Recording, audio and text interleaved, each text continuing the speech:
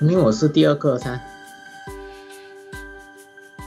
Hello，春令，我是第二个噻。then then 现在呢？OK，7分钟，你给我一下，我煮一下东西。OK。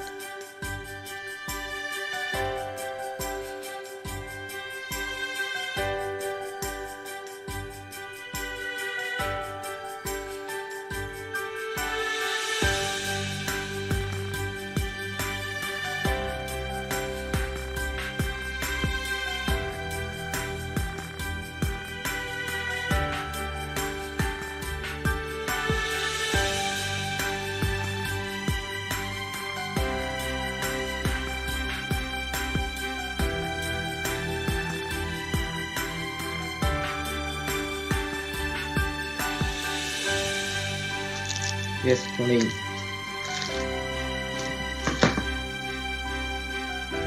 怎么还没有出来？怎么还没有出来？还没有来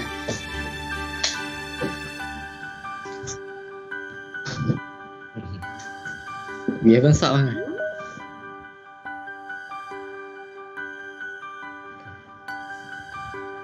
It's okay lah. Hi. Hello. Hi. I'm here.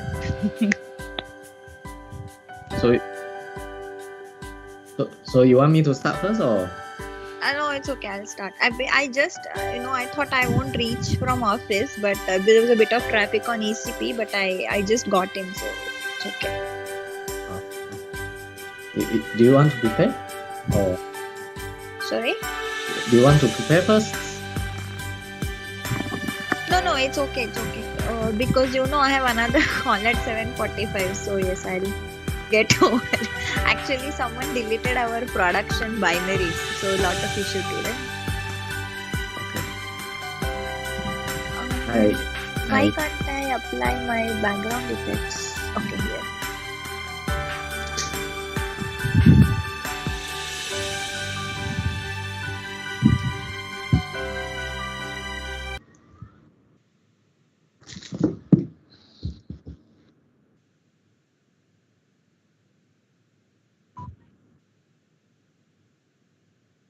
I will directly do on OBS Studio.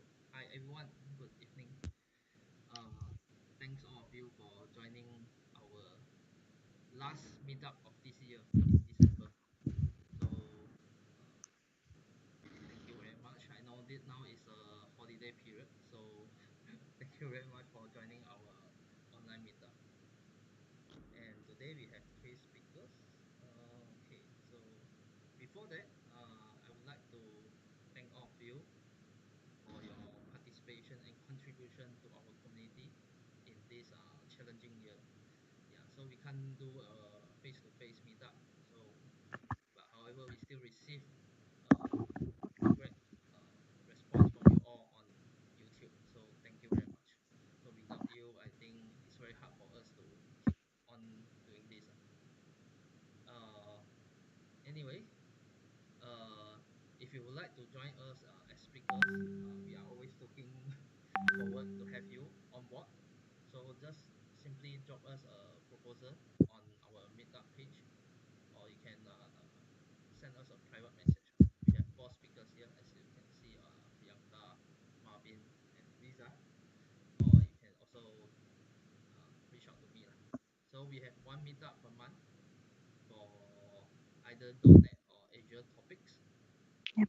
Okay, so if you have something to share, for example, you talk about Java on Azure function, yeah, it's okay. Or you want to talk about .NET on AWS, it's also fine as well. So as long as it's related to either one of these topics. So without further ado, today we have three speakers. So the first speaker is Priyanka. She will be talking about AI image classification using Yep. custom vision. So this is a very interesting topic because normally we not sure how do we do image classification with AI. So if you are interested in this, please keep on and listen to her talk. By the way, congratulations to Priyanka because she just got a Microsoft MVP a few weeks ago, I think. So Thank you, good job. Chunlin. Thank you, guys, and thank you, Chunlin. Yeah. Right. So the next speaker we have in line is also our another co-organizer, Marvin. So he will be talking about how technology changed the way we live during and post pandemic. So we are now in this COVID situation, so he will share about some of the technologies related to this pandemic. And finally, we have Riza. I'm not sure what he will talk about. He will share some stuff. So it's a bonus. So he will join us soon. So without further ado, let me change the screen to Teams. And Priyanka, I can share your slides now. Thank you, everyone. So, okay, I can share my screen now. Yeah, sure. All right, just hold on.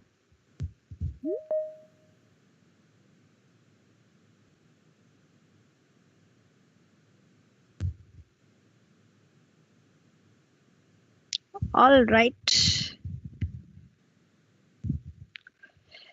Yep. So Chunlin, am I good to go? All right. Hey guys, and a very good evening to all of you, and thank you for joining us on our final meetup. Yes, let us hope for better times and better face-to-face sessions. Hopefully, July next year. All right. Yep, let's jump right away into the topic. So today, let us experiment with custom vision. So Azure Cognitive Services, as you know, they have a plethora of offerings. So they have image classification, they have computer vision, they have text analytics, anomaly detection, and those kind of things. So amongst all those various offerings, we'll be studying custom vision today. And this being a final meetup of the year, let's keep it very interactive. So you'll see a lot of demos, lot of hands-on things, and less of our normal routine mundane slides. All right. So quickly about me. Yeah, I've just been awarded the MVP for AI, and for anything related or unrelated to AI, you can always reach me on my Twitter handle, which is at FuzzyMind1. So this is how the session will run today. I'll be introducing you to custom vision. We will just see the concepts. We will see the portal customvision.ai. All right. So this is the one which we will be interacting with today to see our image classification in full flow. Okay, and then will be followed by a couple of demos. So the today's session will be full of screens and demos and stuff. Okay, and then feel free to shout out for any questions which you have at the end. Just a trivia before we start our session, okay, because it is something related to custom vision. So which means customizing your preferences, customizing your pattern shown to you, right? So just any idea, organizers are also encouraged to answer if they have any inkling of what it is, what this stands for. All right. So when I first encountered this stuff, I was like, what are all these literally, Greek and Latin syllables doing here? And do they have any sort of, this hidden monogram there or some hidden meaning there? So I went all Dan Brown mode to find if there are any sort of hidden connotation to this thing, some sort of, mystery encryption cipher. It turns out that this is Elon Musk's baby's name, which is, Archangel 12. So how it translates to Archangel 12 is something I leave you to your to do your own Sherlock Holmes investigation. All right. So just a very funny thing that he ran some AI algorithms. It seems some customization algorithms, and this is how he came up with the name for his newborn. So all the best with that. All right. So and nothing related to custom vision, just a trivia. And now once we start with Azure Custom Vision, as is with all the cognitive services, it's a cloud-based API. All right. And how it is different, and why this custom vision is there in picture. All right. So I don't remember, like last year, maybe around last year, or maybe 6-7 months ago, we spoke about Elasticsearch and indexing your documents into Azure cognitive search for text searching. So a lot of people keep on asking me, what if my text has images? What if I have to search my images? All right. So if your text has images, and you have to extract some kind of optical character recognition from those text, and do further enhancements or further analysis with that, then it is okay. But let's say if you just have to have text search, or sorry, you just have to have image search, right? So this is what Azure Custom Vision is here for. So I mean, our famous image classification algorithm always center around cats and dogs. So you are training an AI algorithm by showing it pictures of cats and by showing it pictures of dogs, and then finally it has to recognize, I mean, when you give a test image, and it has to classify it as either of the one. All right, and so for that you have your linear regression algorithms, and you use open I mean, people who are operating in Python, they use OpenCV, that is open computer vision libraries for those things. And then you have dimension reduction also. So you have what is that, principal component analysis algorithm, where you are reducing the dimensions. So let's say you have 3D or multiple dimensions of data, you are going to reduce the redundant dimensions and simplify your data and all those things. So just imagine that, you know, you have this kind of requirement where you need to you're building a retail website, okay, for some particular retail giant, retail vendor. And then there is always a situation in which you need to classify images quickly. So be it retail websites, or be it, you know, other image recognition scenarios or applications, you will always, the backbone of all this image recognition algorithms is going to be the same. You're going to train using some CV library, and then you're going to deploy that model, and then that model will predict, and then depending on the correct predictions. So we have measures like precision and recall. Depending on that, you are either going to retrain the algorithm and correct its prediction in case it was wrong, or then you're going to reward it saying, okay, you did this correctly. All right, so what Azure Custom Vision does in the background is it is giving you all this packaged as one service, and which you're just going to consume. So as is with the cognitive services, like you have text analytics, sentiment analysis, anomaly detection. So all of the AI which is used for your generic situations. So image classification could be amongst, you know, various normally used subdomains like food or retail, or some specific stuff like your compact retail for your mobile screen. So mobile generated images generated specifically for your mobile screens. So those kind of very generic use cases where you're going to need AI for this kind of situations, where this Azure Cognitive Services come in handy. So they give you pre-packaged AI which you can readily consume in situations like face recognition, for example, where, you know, the applications are universally same. So face recognition in AWS is not going to be different from face recognition done in Azure, for example. So it is going to recognize a face, it is going to recognize that bounded box or rectangle with all your facial landmarks, and that's it, right? And then categorize whether the faces, two faces are similar, or they belong to the same person, or, you know, stuff like that. So this is what custom vision also does. So at the background it is running all the AI stuff. So it is running all the libraries for recognizing the object and object detection, object identification, and stuff like that.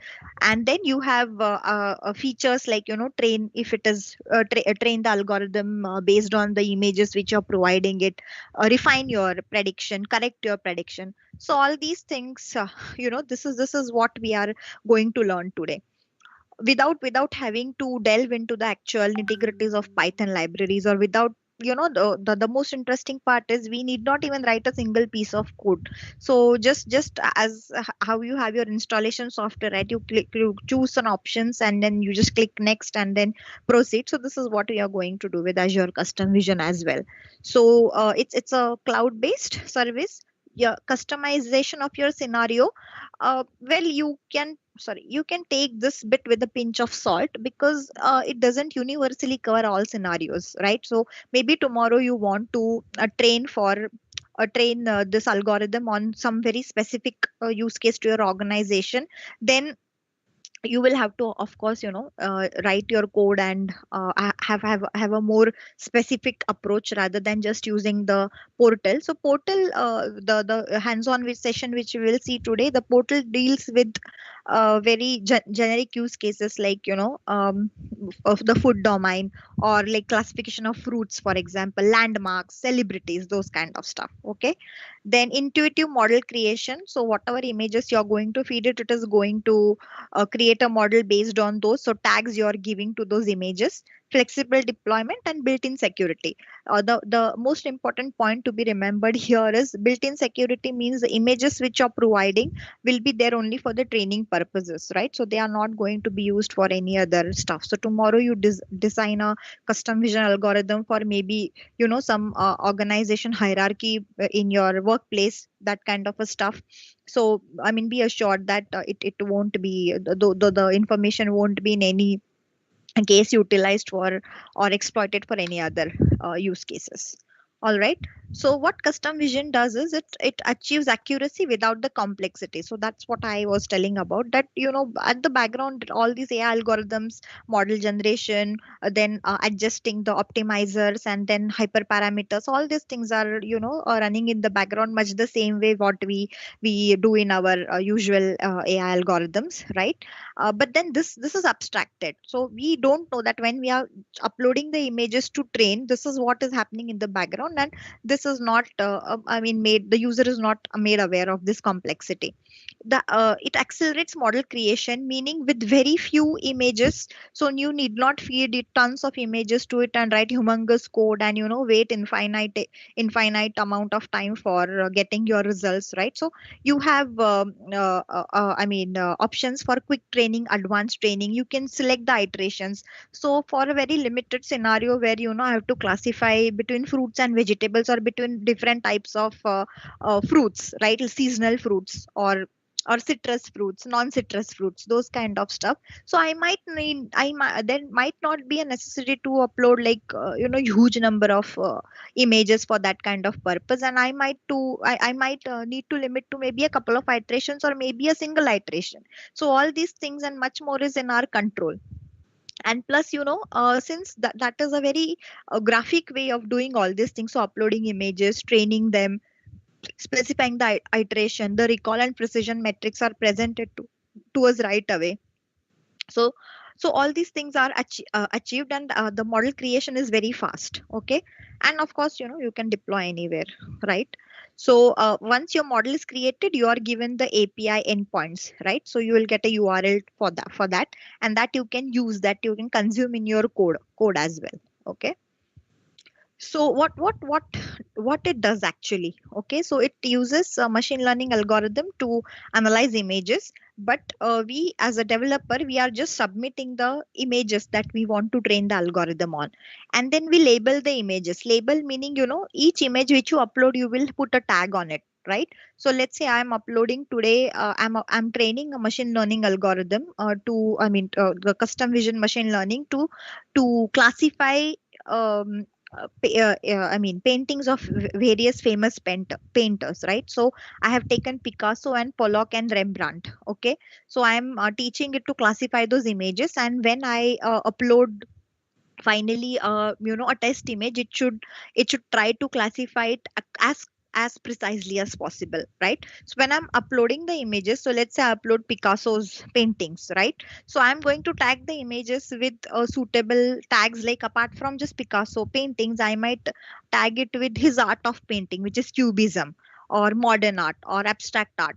For Rembrandt, it would be more like classical, or a French art, or Renaissance art, those kind of image tags. So tagging your images, right? Then the algorithm, it trains the data which we are uploading, and then it calculates the metrics, its precision and recall. And once the algorithm is trained, we can give it test images, and let's say if the test outcome is not to our satisfaction, we can retrain it, right? Until the point that we are getting the correct prediction, or as close as possible to perfect, right? And then you can export the model and use it for your production user, of or store it and maybe use it for later, right? So you can have it as SDKs, like you will have client libraries for operation using Node.js or Java or C Sharp, right? Or you can directly do it from the portal as well. Okay, so we can create, we can test, we can train, and stuff like that. Okay, so let's jump right into it, because I already spoke for a lot of time. All right. So let's go here. And I just want to show you that, before we go into custom vision, right, I just want to show you what computer vision, like what Azure Cognitive Services itself can achieve, right? So with a few clicks and with the inherent capabilities and the abstraction which it does on all the AI algorithms, the way we consume the services and way the results are presented to us is really, I mean, it's really beautiful to watch. Okay, so this is for computer vision. So let's say we will start this again. I was doing a bit of stuff on this. All right, so these are some of the images which are presented to us. Okay, so even computer vision, what it does is it can see an image and try to generate some kind of summary of that image. So it's like image captioning or pics to story, which we call it. So that entails a lot of deep learning and transfer learning as well. Okay, so for example, when this picture is there, the tags which you see, it has water, right? And the confidence interval is also given. So 100% confidence that this is a reflection in water. All right, and then it has a sky. Yes, there is a skyscraper, probably. It is an outdoor image. Yes, some lake kind of a setting, maybe. Yes, and it's daytime, daylight. So these are the tags. This is also conversely, when I'm training a custom vision, this is what I'll be providing to the image as well. Okay, and then description, it says a bridge over a water body, which 80% confidence. It's not a bridge per se, right? I mean, it's just a cityscape, probably. So it's a cityscape besides a water body. All right, so maybe a bridge over a water body with 80% confidence. And then it is also tagging any anomalous content, if that is any adult content or racy content or malicious content, right? So if you go further, I mean, it can also extract optical character recognition, so text from an image, right? So it can extract the text. So if there is any text, numbers, anything, it can extract that as well, right? Read handwriting. So a lot of times what you have is, when you're scanning receipts, you're scanning invoices, and you have a lot of scribbling on that, like approved, rejected, and those kind of stuff. So that it can also extract the handwritings, right? So here, free hugs, or we just go again, and yep, try to read something else, maybe handwriting here. Yep, right. So scanning those post-its or handwritten notes, those kind of thing also is possible. And then of course, like, recognizing and categorizing known faces, landmarks, celebrities. So this one here, of course, with 95% confidence, Statue of Liberty, right? Try another image if we do that. Yep, Satya Nadella with 100% confidence. It better recognize Satya Nadella with 100% confidence. Otherwise, that would be very ironical, right? So White House. So some sort of landmarks and this. So this is what custom vision will also do. It I will use custom vision to train it on a set of images, so that when next time I select that image, it should tell me with 90% or 100% or whatever confidence that, hey, this is image of a cat or a dog, or this is a painting of Picasso or Rembrandt or Van Gogh, whatever, right? So let's jump into our custom vision project. All right, so as I promised that we would be doing the custom vision using only the portal. All right, so to cut short our mundane steps, where you create the resource and stuff, what you're going to do is, before you start the custom vision, you're going to create a Azure service which with custom vision. So you're going to create a Azure custom vision cognitive service resource. All right, so I already created that. I created it in the West US 2 area. And then you're going to jump to this website, which is customvision.ai. This website. You're going to jump to this website, customvision.ai, and then you're going to, come on. Yeah. And then you're going to select a new project. Okay, you're going to select a new project, and you're going to then select what that project is about, whether it's image classification, whether it's, all right. So I is it open? Yeah, okay. So I already created this, right? I will highlight. I'll come back to this because the training of the images takes a bit of time. It's a bit cumbersome. But let me show you. Let us see how we are uploading images. Then I will jump to the project which I already created and which is trained, and then I'll show you that how we can quickly test it and give it reinforcement learning. So give it reward or negative scores or positive scores. All right. So let us create a project name which is img demo and some my initials, for example. Okay. Description could be anything. So this is what I was saying. This is the custom vision resource which I had created, okay, previously in the Azure portal. So you can create it, name it anything. It will be preloaded if custom vision resource is already there and you're creating a new project in customvision.ai. That resource will already be generated here in the drop down here. Okay. So what is your project? Is it going to be classification or object detection?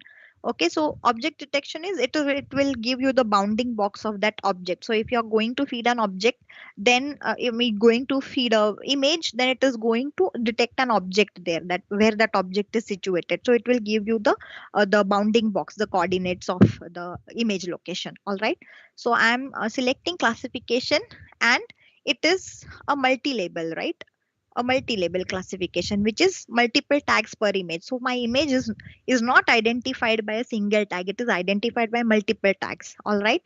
And these are the domains which I was talking about, like food. Is it about food? Landmarks, well-known landmarks. Retail as in your retail outlets, where it could be like between fruits and vegetables, or it could be between perishable goods, non-perishable goods, shoes, and accessories, purses, jewelry, those kind of stuff. Okay.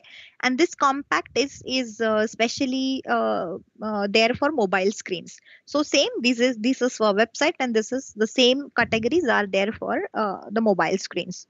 All right. So I select all these things, and then I create project. Okay. So once I create project, then it will ask me that, hey, I don't find any images here, right? Looks like you don't have any images, add images. So voila, here we go. We add images. So I have a folder here where I have garnered a collection of, from the website, some well-known paintings of Picasso, Pollock, and Rembrandt. All these three, if someone happens to be in art, they have a very, different and distinctive style of painting.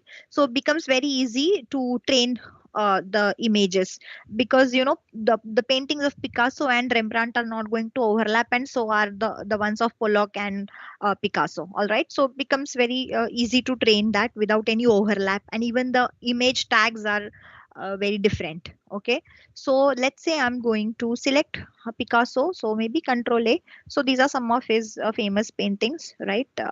This is the Civil War. This is Dora Maar and stuff. Okay. So I uploaded that, and then I'm going to give some tags, right? So maybe like say Picasso, but of course, right? And I'm also going to give it cubism, because that is his style of painting, right? Picasso, cubism, modern art, something like that. You can think of others also. Okay. So upload 7 files, and these are the tags I uploaded. So it will upload that. Same stuff I will do for. All right. Then I can still add images, and then it is going to give you the tags which you're generating. All right. So now I go to maybe Pollock. Okay. I select all of them. I open them. And for Pollock, I give something like abstract art. Maybe first I tag it with Pollock, abstract art, and maybe paint pour, something like this, because that is what his paintings are. It's just paint pouring on canvas. All right. So upload 6 files. Okay. All right. So this is how, and then I'm going to do this here, train. All right. So then I'm going to train, and then you have 2 types, training types, quick or advanced training, right? So advanced training for improved performance. So this is because these are only like few images, 7 and 6, and not running into hundreds. So that's why we opt for quick training. So now this training will take a bit of time. So this is where I will jump to my already trained project. Okay, right? So this is already trained. Okay, this is already trained, and this, if you look at the performance here, right? If you look at the performance, what performance history? So doesn't give. Okay, so these are my training images. Okay, and if I go to predictions, okay, that's weird. It is still training.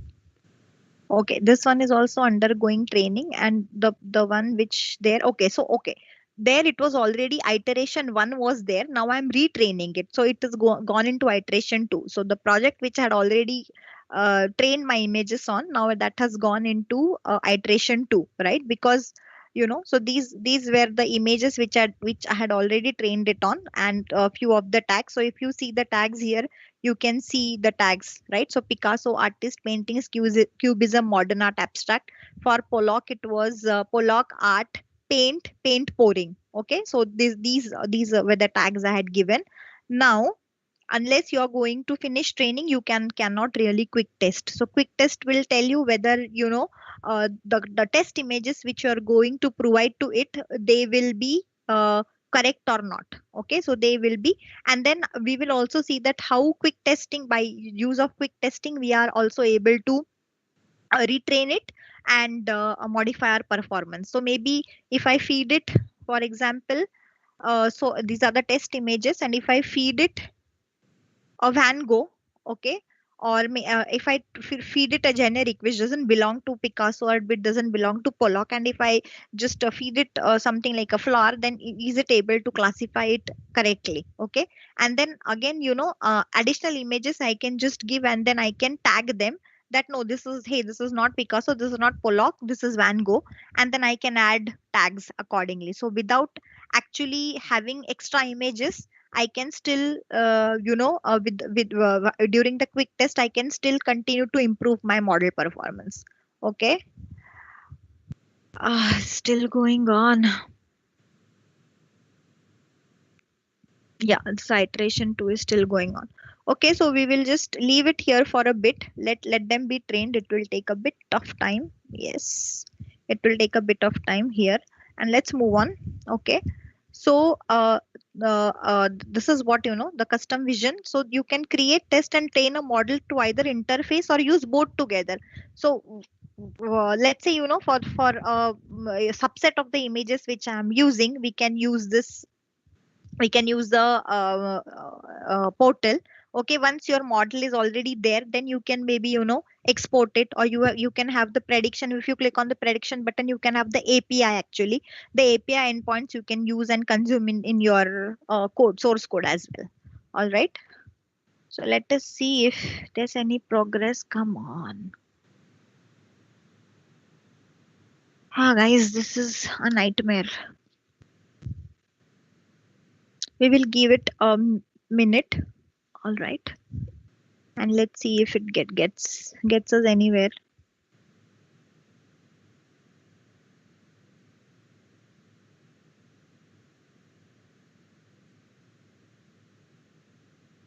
So basically what happens is, once your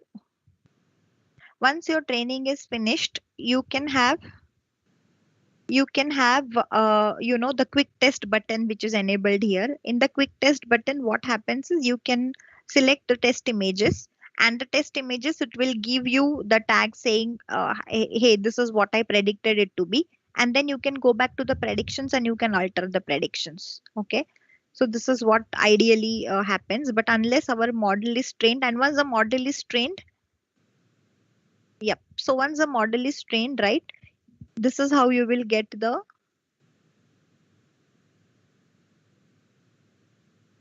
yeah, this is how you will get the performance metrics. Okay, so you will see precision, recall, precision is how many images it correctly identified, right? So maybe you gave 4 images and out of that it correctly classified 2. So that is your precision. Recall is out of like what was incorrectly classified, right? So this is the recall percentage. So this is how your performance would be will be monitored. Okay, so these are nothing but the AI metrics also. So people who routinely work in AI algorithms, these are our measurements, so output parameters. So how are you going to measure the accuracy of your model? These are some of the measures. Precision is there, recall is there, and there are others as well. All right, still not done.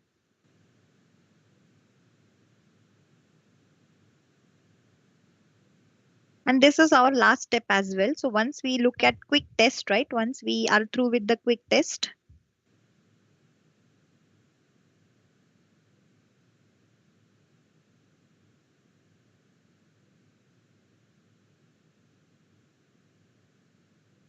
so once we are through with the quick test, then we can also, I mean, that is our last step. So once we see that how we are going to refine the score of the model and how we are going to work around the incorrect classification. And once that is done, you can publish your model as well. Okay.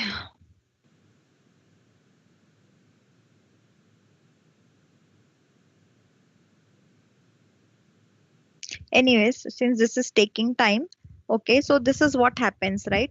See, for example, now your training is done. You have this quick test which is enabled. In the quick test, what you're going to do is you're going to feed one of the images, the test images, and let it classify the image. All right. Now, when it classifies incorrectly, then what we can do is see. So what we can do is we can go back to the prediction tab.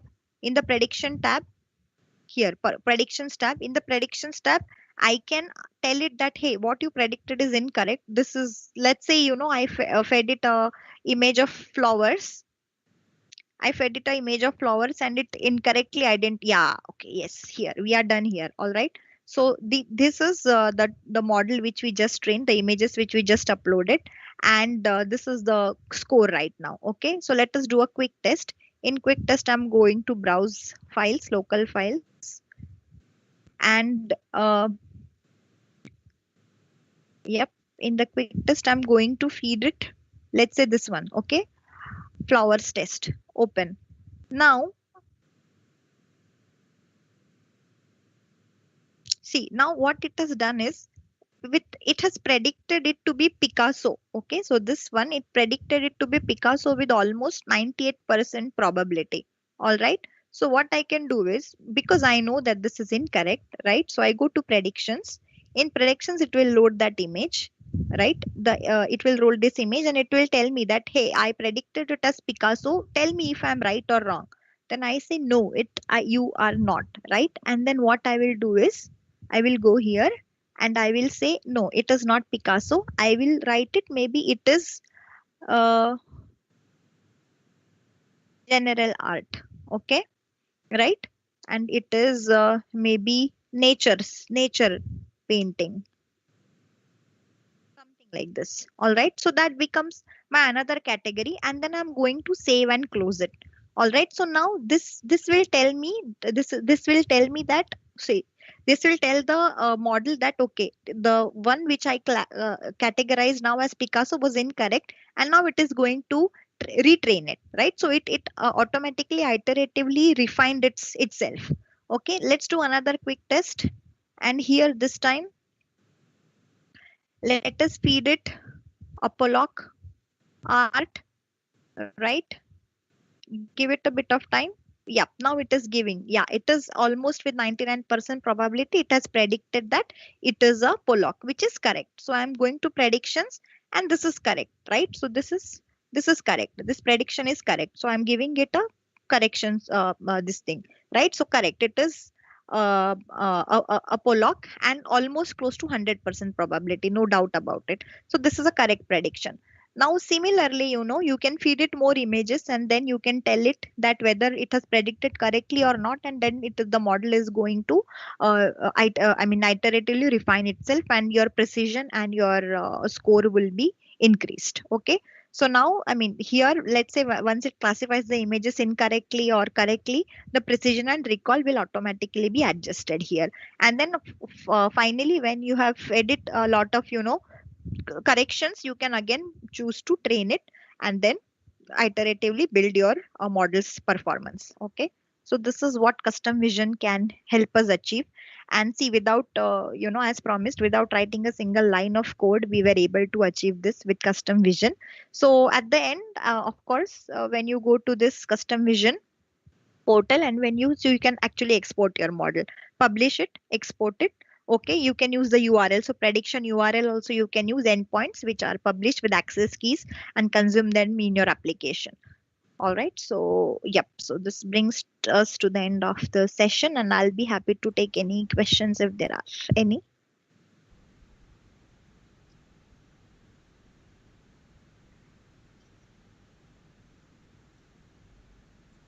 Hi, Priyanka. Yep. Thank you very much for the cool sharing. No problem. Let Hi. me stop my, yeah, Yeah. just let me stop my sharing. Yeah. Now I read a comment saying that actually model training is not easy. Yeah. Actually, it's true. It's true. It's really. It's, yeah, see, but the thing is, just imagine that if you were to do it using an AI algorithm, I'm sure that you are going to wait the same amount of time. This is just abstracting the steps which you are writing. So same thing, like when you're building a bot using bot framework, or you're using Visual Studio or using Azure. It's just blotting out those, blocking out those code steps. Behind the scenes, it's still the same. It's still, when it is performing iteration, I'm sure that it is running the Python libraries, the machine learning libraries to train the model. All right. So yeah, it's just a graphical way of doing it. So let's keep it, let's think of it in a way that if I have to achieve a POC, quickly share some prototype, build a MVP, MSP, minimum sellable product, and show it to my customer. This is a very quick way to do it, rather than having my code editor set up and downloading Python libraries and sourcing image files and stuff like that. That's of course my personal point of view, but yeah. Okay. Can. So thank you very much for sharing today, Priyanka. Yeah, no So problem. I think there's no more questions. So we move on to the next speaker. Enjoy your holiday, Priyanka. Hey, thank you Thanks for guys, your thank you time. so much, and all the best, Marvin and Riza, for your sessions. And I wish you all a very happy new year, and a Merry Christmas and a happy new year. Stay safe. Thank you. Okay, so the next speaker is Marvin. Marvin, are you ready?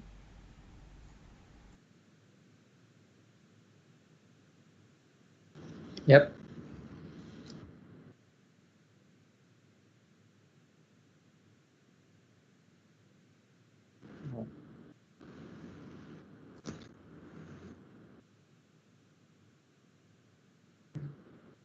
So you guys can see my screen. Yep. Okay. A second. All right. Thank you.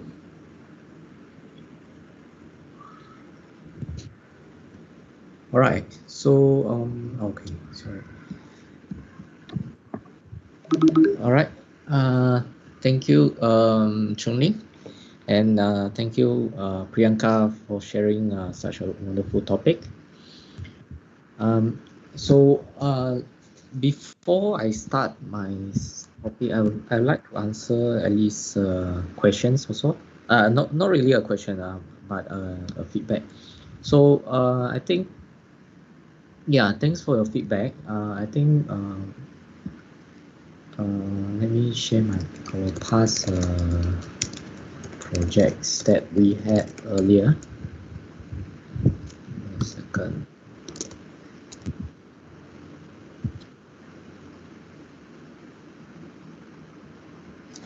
So at least raise a very good ideas where the custom vision can be used for the invoicing processing, automating the invoicing processing.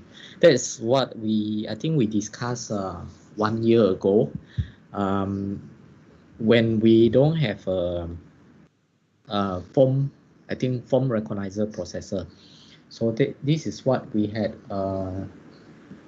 we have discussed 1 year ago, exactly 1 year ago. I think more than that. So previously, before we have the Microsoft form recognizer, we started this idea to actually combine the custom vision and as well as some of the programming methods to actually combine these two technologies, and then we provide automation. So I think Chun Ling can remember very clearly, like because we work together to actually like start a projects under the .NET SG repo. So I would like to take these chances to give credits to Chun Ling as well. So we started these projects, and it's 2 years ago already. So it's like 2018. Yeah. So it became back then it's like quite fun, but then it's still a fun project, but then the accuracy is not really that well back then. Yeah, so this is what we started the ideas, combining the custom vision API, computer vision API, and Azure keyboard. So we combine all this technology to provide such a rough ideas on how to automating the form processing. Yeah, so yeah, at least it's possible we can use custom vision to do that. But today we have better one. So if we really want to customize a lot of things, yeah, you still can go ahead with a custom vision. A lot of things can play on. But with form recognizer today, it's very powerful. These articles written by me is actually V1, version 1. But this year they released the version 2, and I think just recently they updates again on the form recognizer to include more features. I couldn't remember if I give updates back in, I think I did, right, Chun Ling?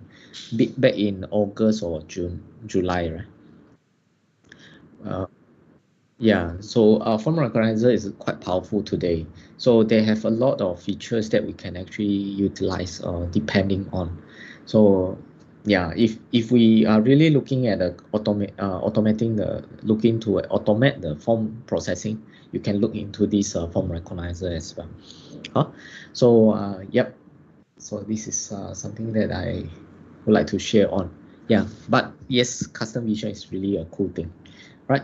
So so today's I'm going for a very relaxed discussion. Probably just a simple sharing on what I think what have changed over the past 12 months from now. Past 12 months already. All right. So when we actually coming to the end of 2020. So a lot of things has changed, right? So today I'm going to discuss about how did technology change the way we live during during and also post pandemic. Okay.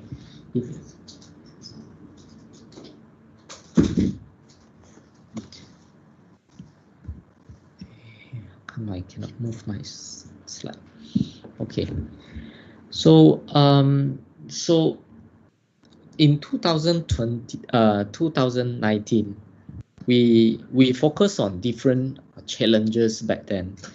We for many years we are discussing on this Brexit, and it actually affects a lot of our life and also economy since I think 2016 when the Brexit is triggering, right? So the challenges or the topics around for the economy is around this Brexit. Every day, almost every few months, we will heard about Brexit, right? So after I think after the same year, our topic also actually surrounding on this threat war, right? So um uh yeah, so we focusing a lot on this all these challenges. It's not only threat war but also war. So physical war in Middle East for decades already. It never been resolved. But in 20 yeah, in I think 2019, then yeah, everything we start to discuss about this trade wars, economy. We are focusing on a lot of things just surrounding on economies, right? We we really heard about we spend a lot of money on healthcare. I think a lot of countries actually spending all their time to actually focusing on development and economy boost. But yeah, and for us personally, we always dream to actually work from home. We work every way we can, and also being a digital nomad. So this all these terms become a very new to us, and yeah, but you know, all these things start to stop. They stop in 2020, and they start become a realizations for working from home, school from home, and all these things has been tried put on the experience to actually like for the past decades also. So we often heard about American, actually US did a distant learning for schools. Then some of the companies, they actually started to actually practice working from home or actually having a flexible of working hours. But all these things doesn't really come to a reality until the pandemic hits. It's like an overnight change. So, but very fortunate one is actually we had we have all the technologies being ready before the pandemic hits. Imagine it's like 20 years ago, probably we are still using the um, what we call it, the ADSL broadband is like 10 years ago, but probably even earlier when we use I couldn't remember the term. It's like the network is super slow. It's like 52 kb or kbps kind of speed. Imagine if we really have the pandemic that time, we are unable to actually really working from home effectively, or even studying from home effectively, right?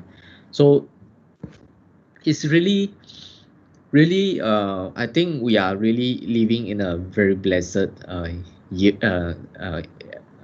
generations, right? So we have a lot of these technologies being ready already, and we all these things made it possible. And try to imagine, try to recap throughout the 2020. So we have a lot of things ready. We have AI, we have cloud technologies, we have blockchain to actually secure the entire data. So we have all these technologies being ready here, right?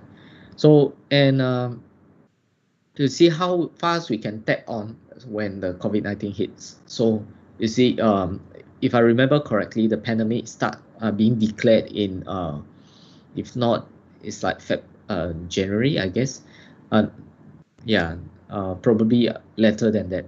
But you imagine it's like within months time or quarter time, then we have the WHO launch a chatbot on Facebook to actually provide the COVID-19 standardizations of the information, right? So you can imagine how fast we can actually roll out a lot of things, right? And what technologies behind these possibilities and what made it really possible? So is the effort that being done by a lot of researchers and being done by engineers behind it, and of course a lot of companies that actually supported to actually implement all these innovations. So today we are discussing a lot of things like we have more and better powerful, more powerful and as well as better hardwares, right? We have a secure environment. We have high bandwidth and low latency network and wide coverage. And 2020 is also the year of wide implementation of 5G networks, and it is a high bandwidth and low latency network, and some more it is a wireless network. So it's really a year that we see a lot of technologies being implemented and being used, right? And we have open source hardware and software support, and we have better reliabilities and scalabilities, right? Because all this made possible by cloud technologies, right? And we have application sites, we have software, we have web technologies, we have a lot of things that allows us uh, to actually develop software very, very quickly. We have ready-made framework like .NET framework, Node.js framework, a lot of other open source frameworks that are available for us to choose, right? Then we have artificial internet intelligence technologies like cognitive technology, bot. We have neural network. We have machine learnings. We have data science around us, right? Then we also started to see gRPC being implemented and discussed ever since last year. Then we have HTTPS. I think gRPC being discussed by Chun and Riza last year, right? And blockchain as well. We have seen this quite a while already. And I think this year it became a very, very hot topic where we started to implement in some of the sensitive areas, right? So this is one of the image that I found on the internet. I think it's really helpful for us to actually visualize how technologies is being puzzled together and putting together to actually like making a very whole complete solutions, right? So you see these topics is actually a journal, I think, written by someone, by a researcher. So you can actually imagine how this thing actually put together. You see, we have the very old technologies like SMS. I think SMS has been around for almost 20 years or more than that. Then we have instant messaging like WhatsApp message. Then we have Skype messages. Then we have a lot of things like social media, Facebook, online searches like Bing, Google. Then we have wearable and sensors. And today we have a lot of watches, smart watches, Apple watches, Galaxy watches. Yeah, many more watches is actually available on the market that we can simply just grab around, right? And some of them is really affordable also. Then we have digital diagnostic, some things that we actually envision to actually have, like we discussed like 10 years ago when we want to actually implement some of the IoT devices on the hospitals or clinics, but we can see that today is really people is actually looking to implement this already. Okay. Then of course we have computer vision like AI, Microsoft Cognitive Service or Azure Cognitive Service, whatever we call it. Okay, then we have machine learning. Then we combine it with drones. You know, drones is flying around everywhere around the world, right? And yeah, and we have contact tracing applications like Trace Together, and this is really war number one. I think it's really world class. And yeah, thanks to GovTech also. So their engineers are actually putting a lot of effort to working on this overnight, right? And we have chatbots to actually like support the informations updates, like the one WH audit, right? And then we have telemedicine around for us, right? Then yeah, so a lot of things that we rely on technologies to actually like working together. Like previously, we have chatbot floating around outside. Then we have probably we have some of the devices is disconnected from the network. So we have to actually plug it into the PC, then we extract the data. But today we don't have to, right? Yeah. So so all these services I would like to actually share is like giving you a glance where Microsoft actually or the affiliates, foundations, or open source projects actually sitting in to actually help us, right? So in Microsoft scenes that we can actually imagine. So for infrastructure like the power managed hardware, we have Azure VM, right? Then we have data science VM for training the data as well, right? Then we have storage, also a managed infrastructure, and we have IoT devices like Azure Sphere, right? You can connect it to the Azure Edge, and we have a secure high bandwidth and also low latency network wide coverage. So we have today we have Azure networks, we have Azure firewall, we have VPN, we have Edge, Zone, we have I think virtual WAN.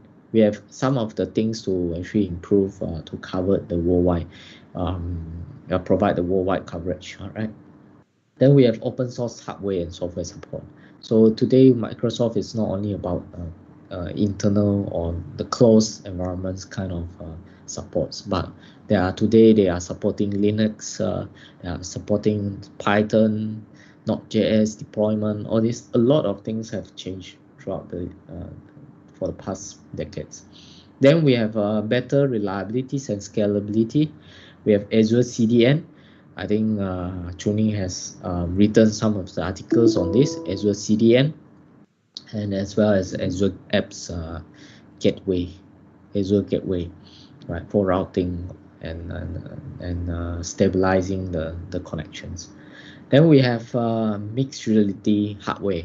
It's also a hardware. So we have HoloLens and Azure Kinect. So we have HoloLens for mixed reality projects, and we have Azure Kinect for AI or smart technologies, right? Okay, then we have application side. We have .NET, we have ASP.NET developments. Then we have some of the open source Python, Node.js, Blazor. Of course, Blazor is under .NET as well. Xamarin also under .NET, right? So we have a lot of things being allows us to actually access quickly. So nowadays, as programmers, we can actually easily start our ideas, right? So a lot of people actually like doing I think while they actually like working from home, they actually can attend some of the online courses or lessons to learn how to actually do developments or technology developments. So I think today this year is really changing a lot. So artificial intelligence side, then we have Microsoft Bot frameworks. So still the same, Azure Connective Services, custom vision, like what Priyanka has shared, right? Azure Machine Learning Studio. I couldn't remember Workbench is still there or not. So we have Onyx support, open source neural network exchange.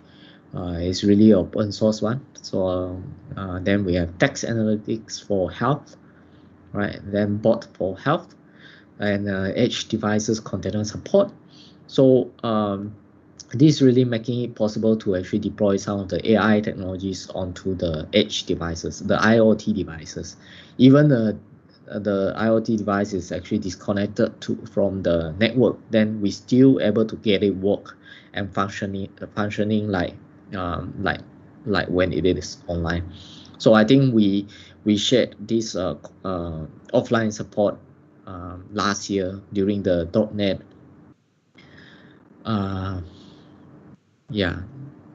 last year, I think during the .NET conference 2019. Then we demoed. Some of you actually attend at the block 71, block 71. So when we demoed some of the AI services being deployed to the the mobile applications for the offline functions, right?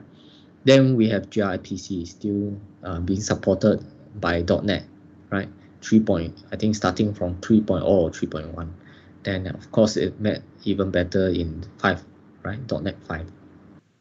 Then we have blockchain. So we have Azure blockchain service. I'm not sure Hyperledger is still there or not, or they rebrand it. So I think Azure blockchain service, blockchain workbench, and we have Azure blockchain development kit. These are the newest technologies that Microsoft actually recommends, right? So I think these are the things that I would like to share. So I'm not sure whether you guys agree on me. I think we are truly blessed lah. So we are not hitting by the pandemic when the technology is not ready yet. But today is really, really, I think we are really blessed, because or else we couldn't have any meetup like this anymore, right? So we have Teams that is powered by cloud technologies, and even better, you see the captions down there is actually powered by AI. So it's translating almost immediately, right? So I think I couldn't remember if I can change the language directly here, but I can change it. I can actually change it when I switching out from the slides. Yeah, so I think really cool thing, you know. So all these technology really working together to make it really possible. You see, yeah, so it's possible to change the subtitle here. So we can spoken language, then I change to simplified Chinese, let's say. So I think we truly, yeah, we are so blessed to have all this technology. So I hope I believe you do agree with me also, lah, right? So I prepared some of the readings that I think is really useful for us to actually discover on. For myself, I definitely would love to actually like study when I have a little rest or more time, especially for the last few weeks of the 2020, right? So I think I've been exploring some of this for months or years already. But yeah, I think all these articles are great, right? So we have text analytics for health. This is definitely a thing that I would love to actually explore on. And also blockchain in healthcare, how we can actually implement. You see, it's like 2018, Microsoft actually have this idea to actually implement blockchain in healthcare. So it's to ensure the data consistency and also the reliability of the data, or yeah, and also to secure the data as well. So and also this third one, I think is written by Chun. So I give really a big applause to him to actually like exploring on how to implement a healthcare dashboard using fast framework and also Azure API, right? So if really he has chances to share, I would really have him to actually like share for 1 or 2 hour session how was the experience he implemented these solutions.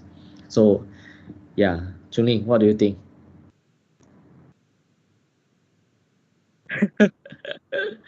Yeah, so if you guys have time, you just go and read his blog. I think really interesting one, right?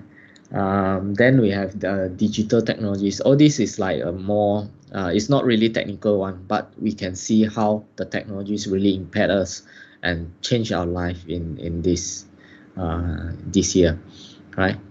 And yeah, so I believe 2021 is really a good year ahead. I believe so, especially when we started to see a lot of technologies being used. And you see how technologies I think AI was being used by Chinese government to actually identify the impact of the COVID-19 on our organs or our brains, all this. I remember that was the news in April or May back then, right? So you see how technologies is so important to us today. And but then, right? So all this is really possible because of one thing, which is you, right? So you are the engineers and you are the person that really making it possible. So if we don't have you and all the humans being, we don't have all these technologies, right? So don't look whatever you have faced this year, don't give up and don't look down on yourself. Don't give up, remember, because you are the reason that make things possible, right? So yeah, so that's all I would love to share, and thank you everyone, and please stay safe, and we will see each other again when we are possible, right? Thank you so much.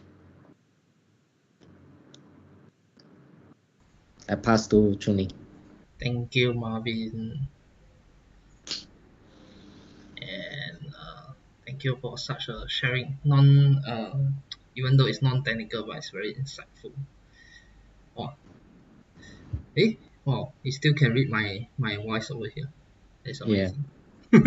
The technology has advanced so much. Yeah. Okay, the next. Do you have anything else to add before I pass to Riza?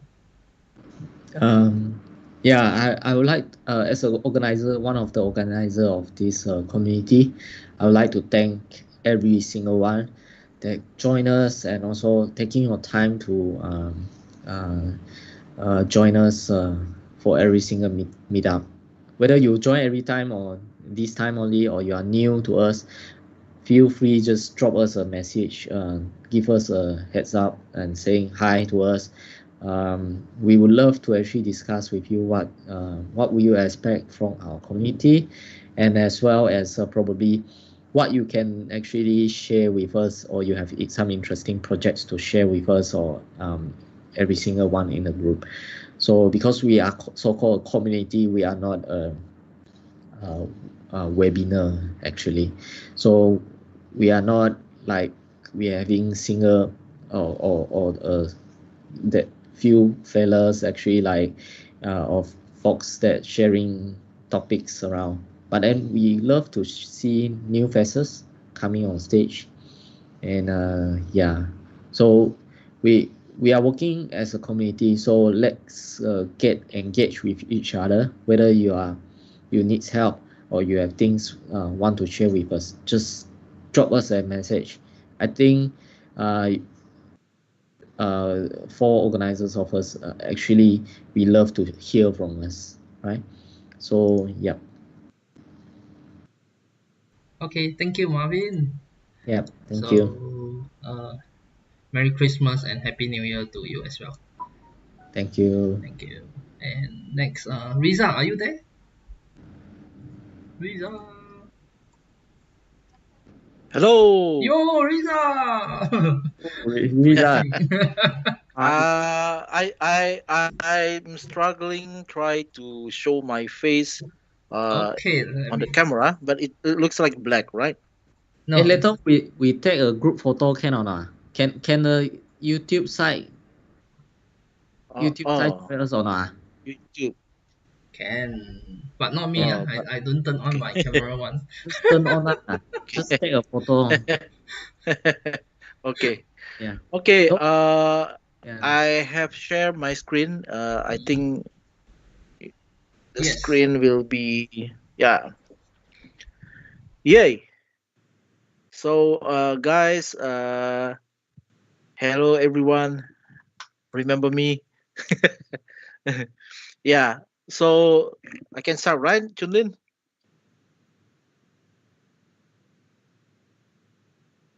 Okay. Yeah. Good evening, everyone, and I would like to say thank you. Yeah, this is a kind of like a very beautiful journey for us as .NET developers, and then in also the one that developer that use Azure, for example.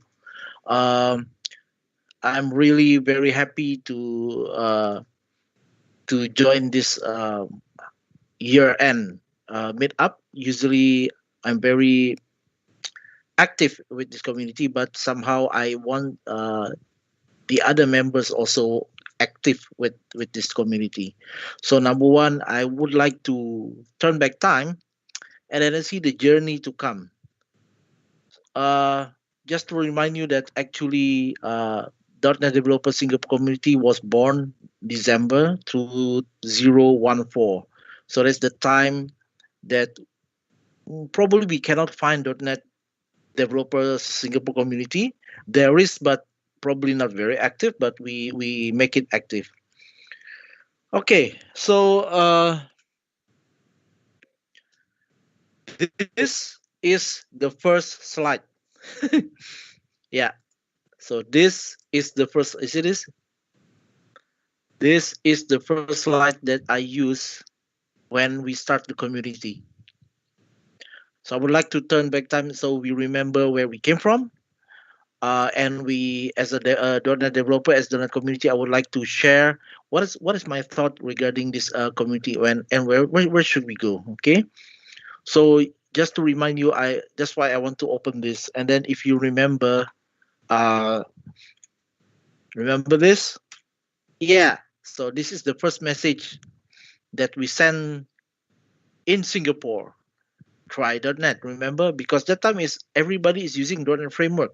And when we say there is another .NET Core, everybody's like, what? What is that? And they just become open source last time. And I remember I was struggling as well to share because it's like nobody's believing that Microsoft wants to open source a lot of things, right? So yeah, I understand. So a lot of problem to explain to folks, not only for the community, but to others. But in this community is the one that really understand what we are using and what we are doing. So I'd like to say thank you because without this community, without this meetup together, we join hand in hand to say try.net probably will not be very success in Singapore, for example, but we did it and we are happy about that. And remember this? Ah, remember this, Owen? Why there is Owen? Because this is jumping from ASP.NET. You know that MVC, the old using .NET framework, and jumping to the .NET Core, and they still use Owin because the architecture, the still not finished that time, so it's like half baked. So that is I still remember. Now it's already C#9. Look at that. Last time we still C#6. So we can see why I opened this slide. So we want us to remember where we came from, very far away. So we did it, we did this together and we made it. And of course, last time remember we have door prize. Yeah. Now, what is the door prize last time? I think some of you remember, right? The door prize is Raspberry Pi. Remember? Raspberry Pi. But now I also wants to give you a door prize for you all. The one that now viewing here is not Raspberry Pi, but this one. Yeah. GE Force. No, I'm just joking. Sorry, guys. That's too expensive. But well, that's the idea. So let's continue. Maybe next time. I'm just joking, okay? Sorry about that. So remember this? Why the community and where are we now? Last time is 6 million .NET developers. We still have 2 million registered Visual Studio Online. Remember that? And look at the version. Now it's 2019. And only 10,000 a week? Now it's like, I don't know. There's so many now. Okay, but this is something that we have to remind us that we came along very far and we made it until today.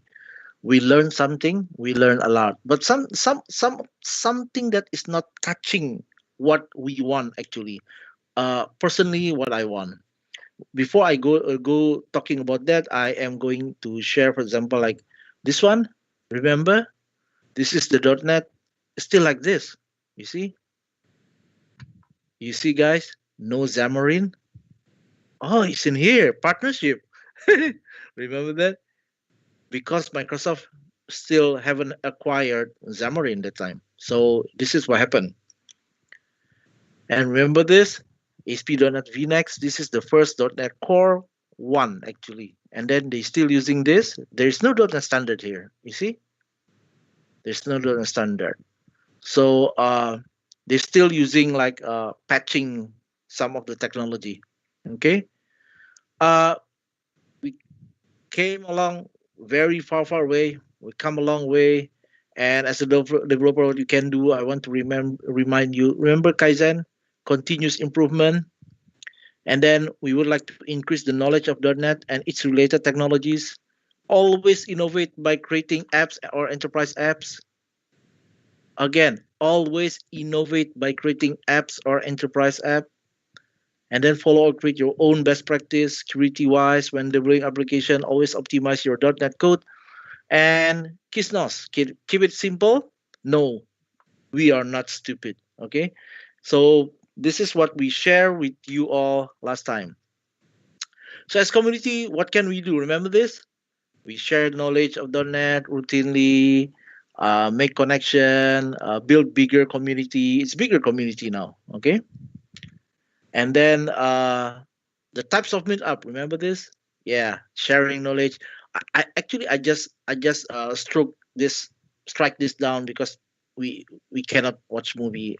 We never. Okay, and we did workshop, and then I haven't got any input since since 2014 until now from the members. Well, that's what happened. And then this is the final page. You always remember. See, Microsoft always give room and pizza to us. Yeah, there's always pizza, but no more pizza now because we are online. And then remember, this is the someone gave a Raspberry Pi door prize, and then we smile and let's have fun. So, looking from this history, turn back time, I have something that I want like to share. We are good in .NET. Probably you all already learned .NET, you try .NET, you use it. But the thing is, when we say that this is a community, the community is not talking about how to code .NET. Okay, we don't do we in my plan last time since 2014. This is not what we intend to do. We are not a training community, so we don't want to train you as a developer. We share some knowledge, but we don't want to train. Why? Especially now. Why? Look at this. This is the .NET documentation. What else you need? You have everything you need in here. Everything you need in here. It's available. There's an open source, the concept, the architectural guide. It's all in here. So some of us must be like, oh, I want to create a blog. I want to write this about .NET, about this. No, I suggest no, don't do it. Wasting time. Because why? This is the most complete documentation that you can find. The one that you need to find is something that is not in this documentation. Architectural wise also available in here. You can find anything in here. Microservice, yeah, can. DevOps, yes. Oh, I want to modernize web server. Yes. So we don't want to talk about this. Mobile apps, yes, we know we can do it with Xamarin, Blazor, what else? UWP desktop. It's all here. They even give a free ebook. You can just download and learn about it. So what is missing here in this community? I've been observing what is the something that is missing in here. Is missing is something that what we can do with .NET.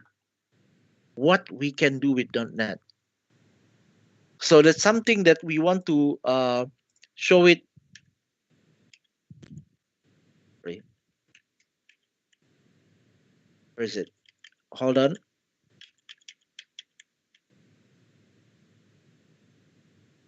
Yeah, this one. Always innovate creating apps or enterprise apps. So the idea is when we talk about .NET, we want something like uh, what we can do with .NET to help the community. We know how to code. We know how to make an app. We know how to make a mobile app using .NET. Because if you want to learn how to do this or how to do that in .NET, you just go to the documentation. Oh, it's not enough? Okay, I give you another one. Look at this. I'm going to scroll. Actually, you still can click this. Set reminder. I have set reminder all of this. I try to follow the .NET. This one, I need to follow this one again. You see this? It's all here. What else you need? You see this? It's all in here. So how to do this, how to do that, you just go to YouTube, you just go to the documentation.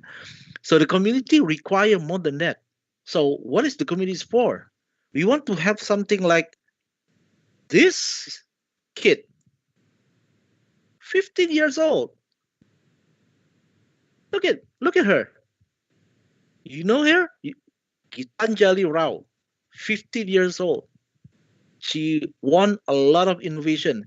She used software. She did not use .NET. Sorry about that. But she used, I think, Python and C.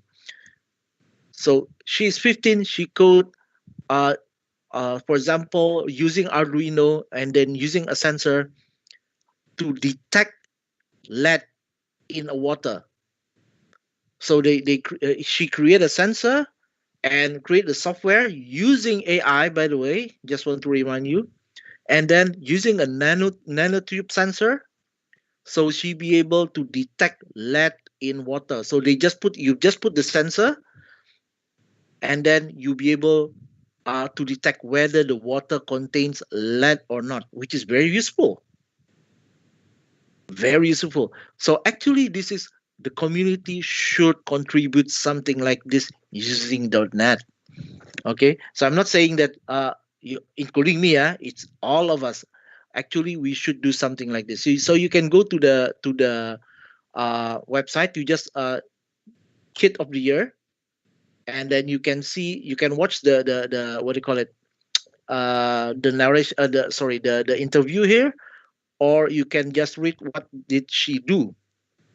So what we want is the community also contribute something like she created, like this. Okay, you just imagine if this community in Singapore be able to contribute something like this. Wow, of course it's using .NET, but .NET is just a tool. It's just a code to be learned. And then once you know how to use the .NET, okay, then you should be able to use it for the domain knowledge. So the domain, this is domain. So she use it in real life innovation. We don't try to think very high wow, for COVID research, for example, which is very good if you can, but that is very high tech. But she did it very easy. If I'm thinking if a 15-year-old can do it, probably yeah, probably I can do it as well. But apparently it's not that easy. It requires innovation and really determination to solve the domain issue. So that is the idea. So it's not about this. You find everything in here. What do you want to learn? You want to learn AI? Yes, in here. ML.net. What else? How to do it? Yes, it's in here. It's all in documentation. Oh, I still don't understand. Watch the video. Yes, it's there.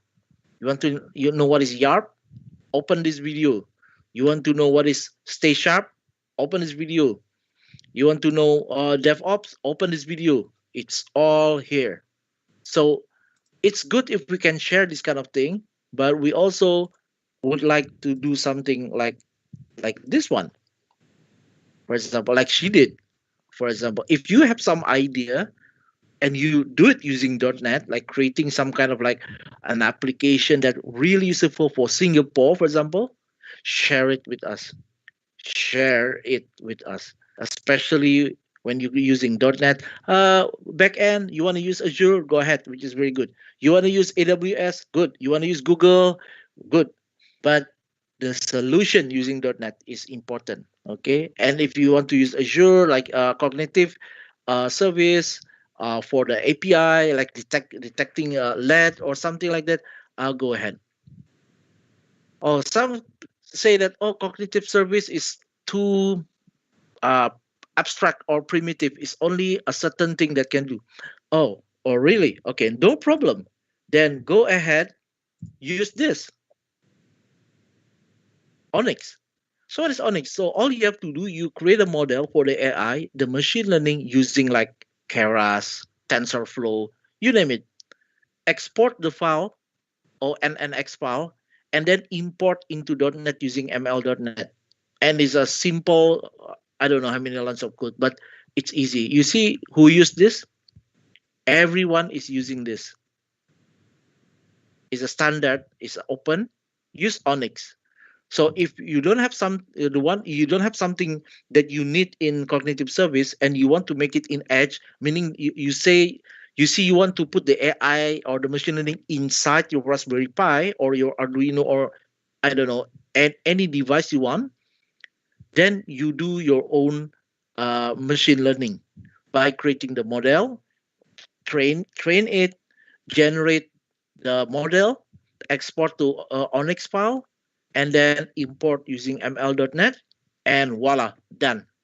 You'll be able to create artificial intelligence on edge, directly running on the device. No need to go to the cloud, for example. You can. So everything can. So the idea is like that. So this is something in the community that we would like to see. Or maybe okay, I don't like to something that is too techy. I want to like a very simple, like a game or a puzzle. Everyone has any one of you watched this movie, The Queen's Gambit? If you haven't watched it, please go ahead watch it. Yep, it's in Netflix as far as I know, only in Netflix.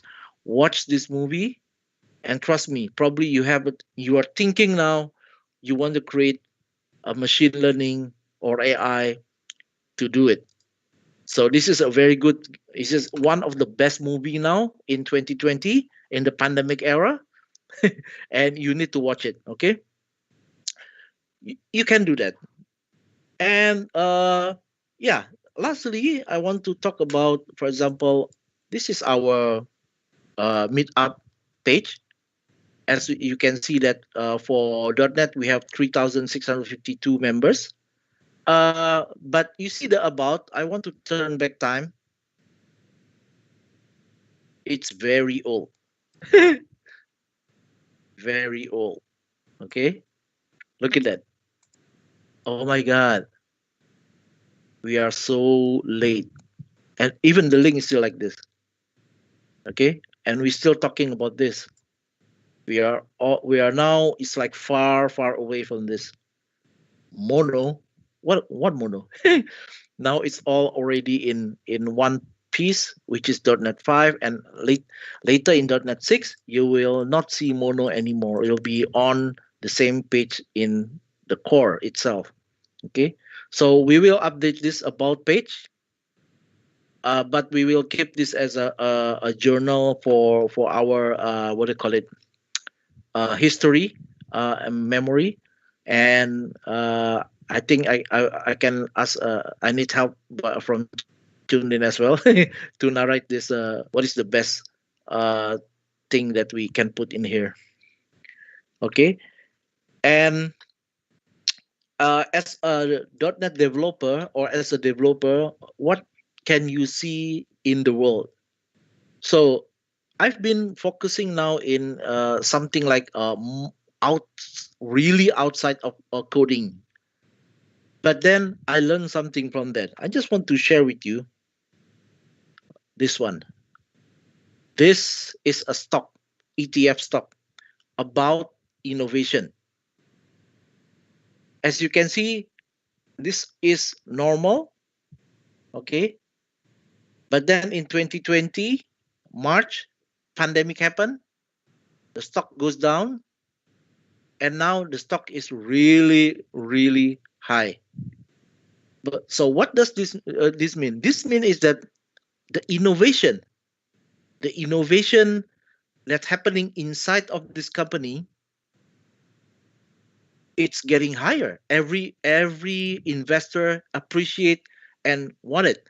So by seeing this thing going up, there's changes in the world. So everyone doing innovation.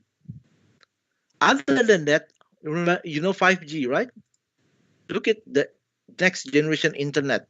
The same. The same. It was normal because of pandemic, and then boom. So as a .NET developer, you will see a lot. I mean, really, really, really a lot of opportunity. Say like this. Let's say you want to do coding for wind turbine. Yeah, why not? Okay, you create a sensor for wind turbine, or to calculate its efficiency using simulation, for example, or using AI to generate the electricity efficiently, for example.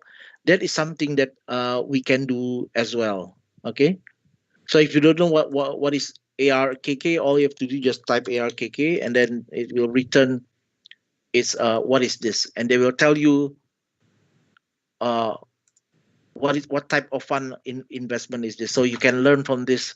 It's a disruptive innovation. So meaning that every company that is in here, you can see, I think you can see the list. Tesla, Tesla, right? Chris, therapeutics, Roku, Square, Square, right? The friend of who's the guy?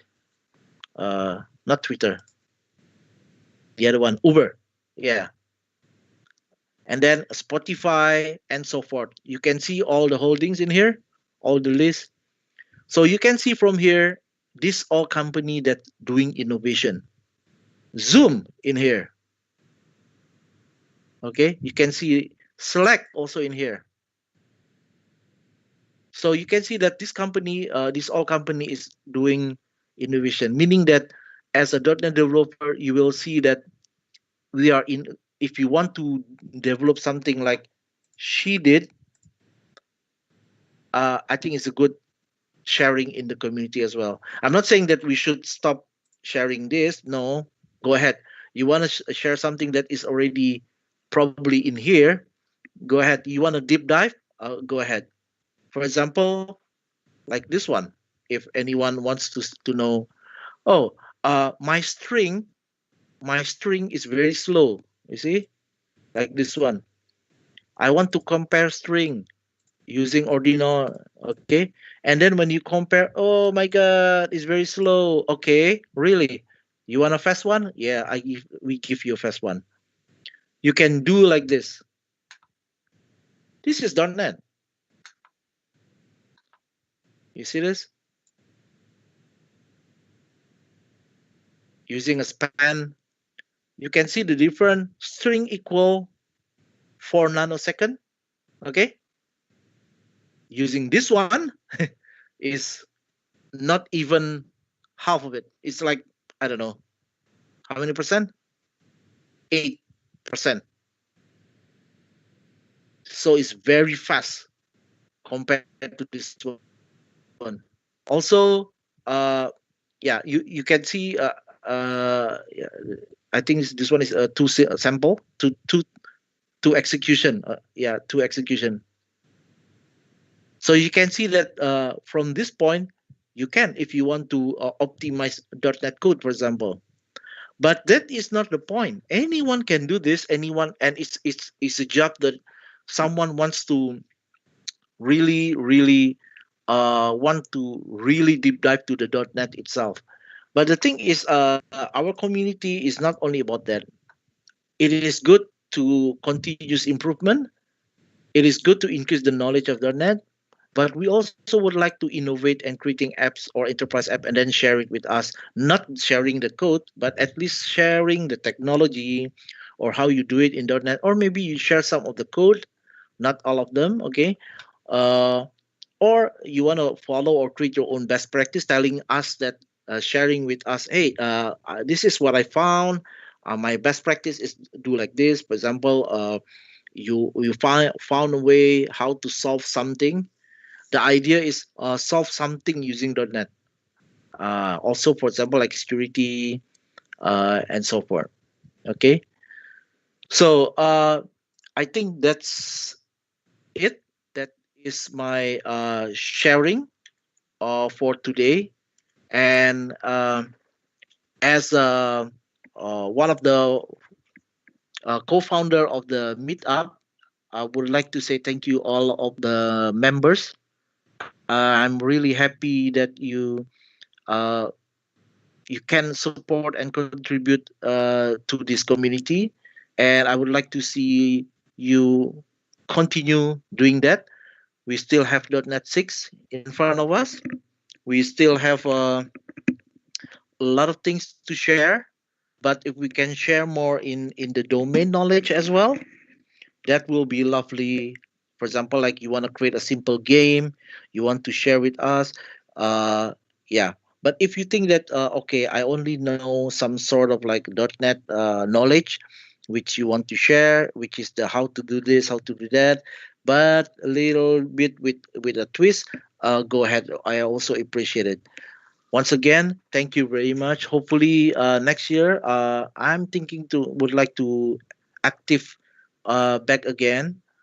But I am going to share something that is using .NET.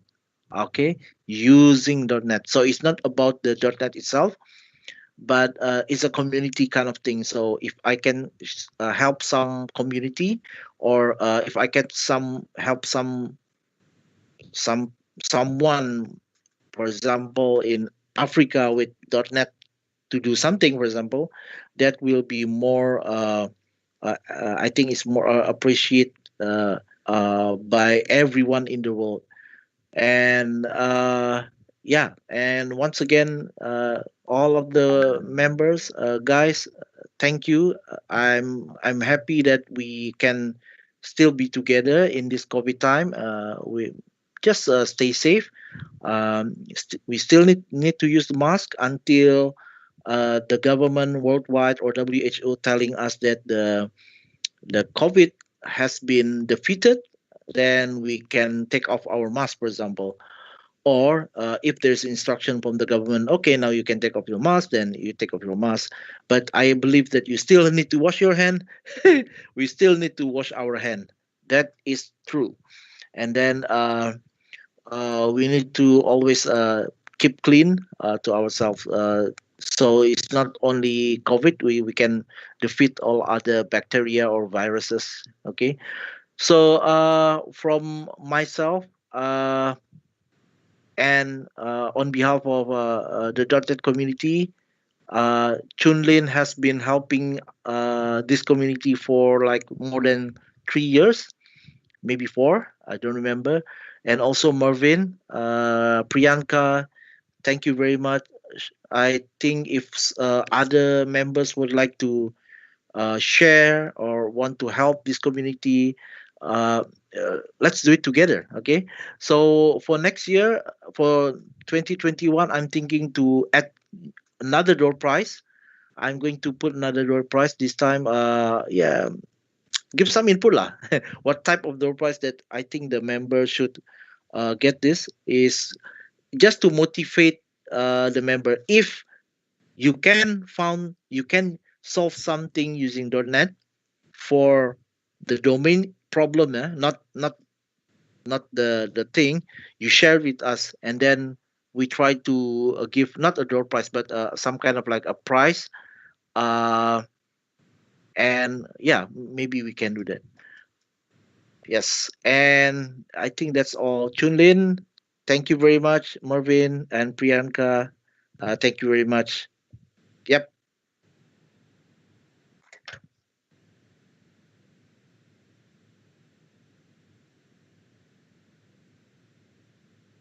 Yeah, let's do it. Riza?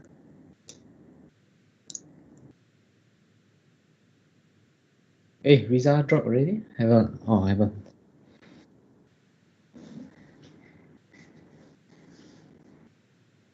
Can you see me? It's my camera is black. I don't know why. You see, it's black.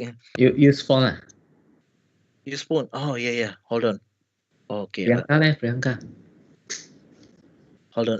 I need to drop this and join back. Hold on.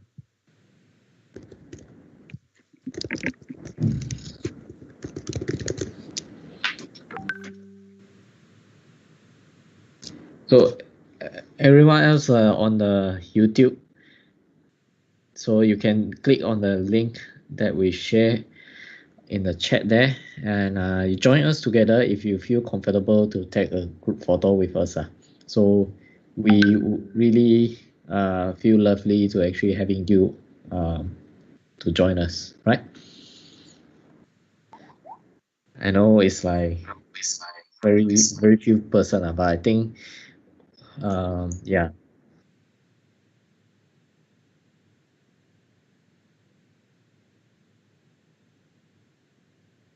I think we have a gallery view, something like that. Yeah. At the, let me see. Oh, okay. Free version don't have that. Yeah. Should have. Hey, Lisa. Oh, version don't have it.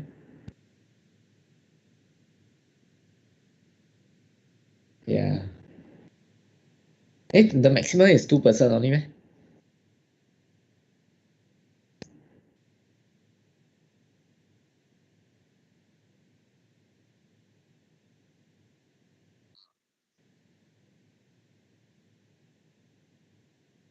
Hey, you are not at home, ah?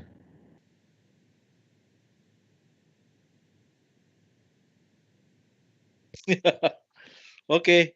Come on, take a Yeah. picture. Yes. Tuning, That tuning photo. tab. Okay, just screenshot this. Maybe Marvin, your side can screenshot two of us, right? Oh, Uh, yeah. Myself is very small. Oh, okay. Let me do it. okay. Your side can, ah? Then maybe later we can upload to meetup.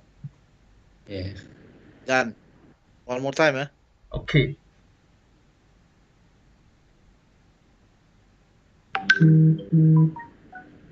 Okay.